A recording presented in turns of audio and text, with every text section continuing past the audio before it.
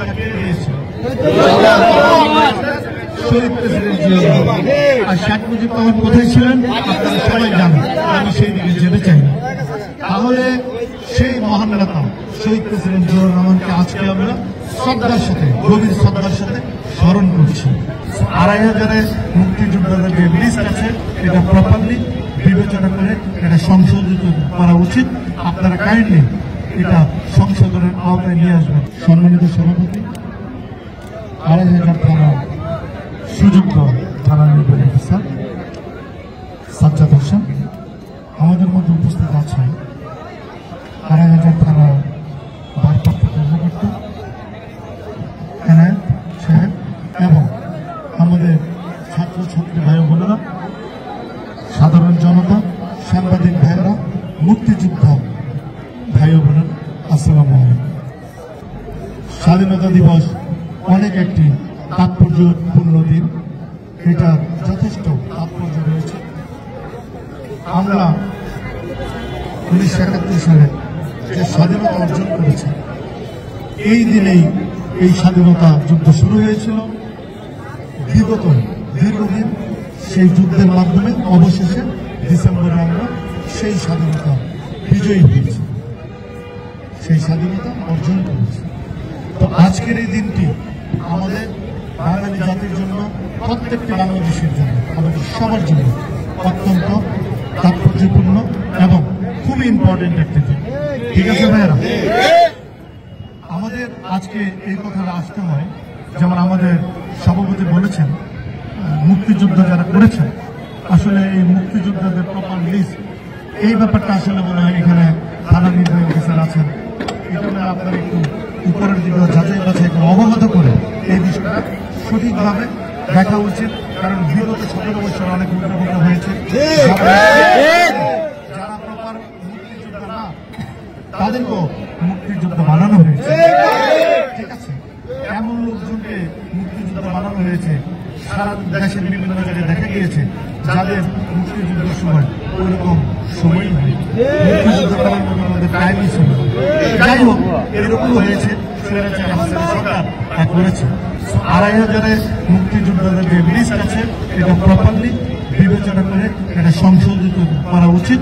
আপনারা কাইন্ডলি এটা সংশোধনের আওতায় নিয়ে আসবেন, এটা আপনাদের কাছে আশা করছি। বিগত সময় আমি কয়েকটি প্রোগ্রামে দেখেছি এটা নিয়ে আলোচনা হয়েছে, সেই কারণে আমি আমাদের টিএমডি সাহেব আছেন, এসএলএন সাহেব আছেন, হ্যাঁ, আপনারা এটা একটু প্রপারলি দেখবেন।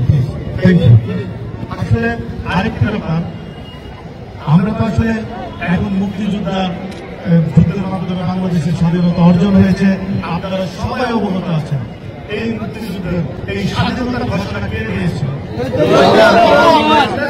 শহীদ প্রেসিডেন্ট জিয়া রহমান। আর শেখ মুজিব রহমান কোথায় ছিলেন আপনারা সবাই জানেন, আমি সেই দিকে যেতে চাই না।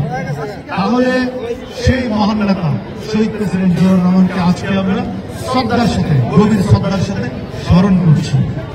আমি বলতে চাই, আপনারা দেখেন যে স্বাধীনতা অর্জন হয়েছিল, কিন্তু স্বৈরাচারী হাসিনা এই ১৭ বছর বাংলাদেশের স্বাধীনতাকে, বাংলাদেশের মানুষের গণতন্ত্রকে কুক্ষিগত করে রেখেছিল।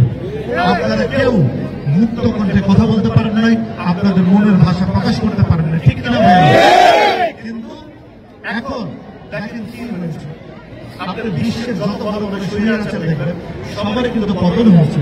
আমরা আমাদের নেতা জননেতা তারেক রহমান বলিষ্ঠ নেতৃত্ব দিয়েছেন, উনি বারবার বলেছেন স্বৈরাচারী হাসিনার পতন বাংলার মাটিতে হবে, এবং জননেতা তারেক রহমান নেতৃত্বে ১৭ বছরের আন্দোলন সংগ্রামের মাধ্যমে এই যুদ্ধ অভিনব যে স্বাধীনতা অর্জন হয়েছে, সেই স্বাধীনতা যুদ্ধের ঘোষণা দিয়েছিলেন আমাদের নেতা জননেতা তারেক রহমান।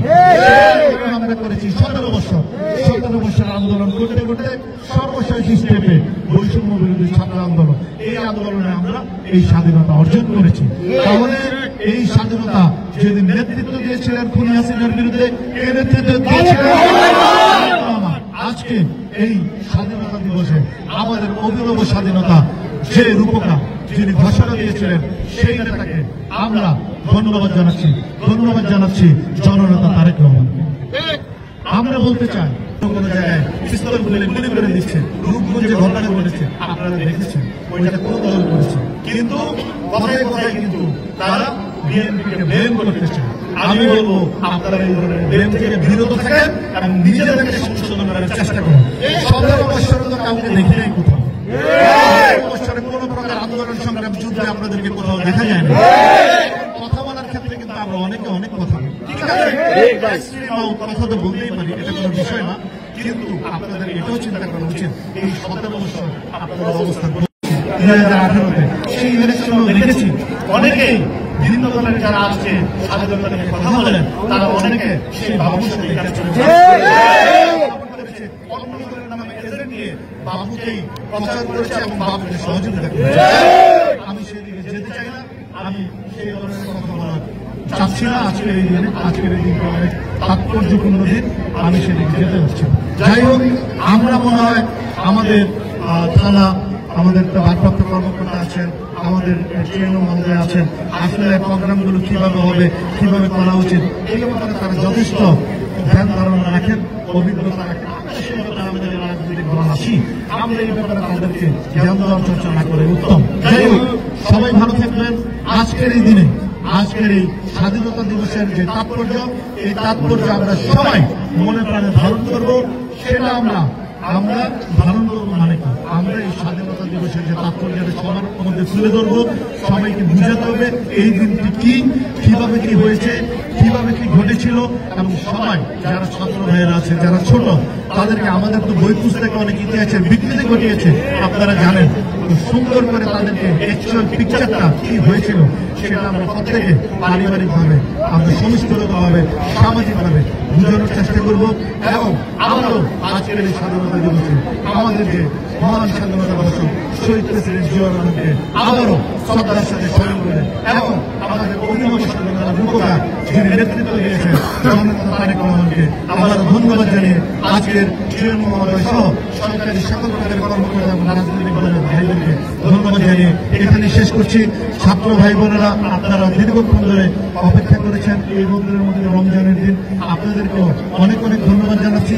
সবাই ভালো থাকবেন, আবারও দেখা হবে ইনশাআল্লাহ। এবং এই দিনের তাৎপর্য সবাই ধরে রাখবো, সেই আশাবাদ ব্যক্ত করে এখানে শেষ করছি। বাংলাদেশ জিন্দাবাদ, বাংলাদেশ জাতীয়তাবাদী দল জিন্দাবাদ, শহীদ জামাল হোক, দেশনেত্রী বেগম খালেদা জিয়া জিন্দাবাদ। এদেশের লাখো কোটি মানুষের স্পন্দন, এদেশের মানুষের হৃদয়ের নেতা, প্রাণের নেতা, আমার রাজনৈতিক অভিভাবক, জননেতা তারেক রহমান জিন্দাবাদ। ধন্যবাদ।